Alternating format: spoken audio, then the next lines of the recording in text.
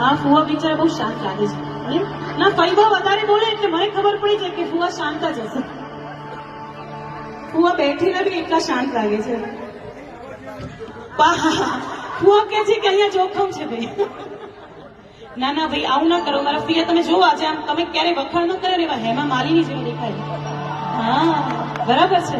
હવે છેલ્લી વાત કરી દઉં. ઇન્સ્ટા વાપરશે ચાલશે ને? હા, ફેસબુક વાપરશે અને રીલ્સ બનાવવા દેજો. બરાબર છે ને ભાઈ? અમારી ધરતીને રીલ્સ બનાવવાનો બહુ શોખ. અને હવે થશે એવું કે રીલ્સ બનાવતા કદાચ પેલું કુકરમાં સીટી વાગતા દાળ જો ચોંટી જાય તો હવે તમે શું કરશો? તો તમને મેગી પણ બનાવી દેશે. ચાલશે ને? વેવાણ મૂંઝાય કે હા પાડું કે ના પાડું, હા પાડું કે ના પાડું. પણ તમે જરાય ચિંતા ના કર. તમારે વેવાણની ચિંતા છે ને એના કરતા વધારે ફઈવાની છે.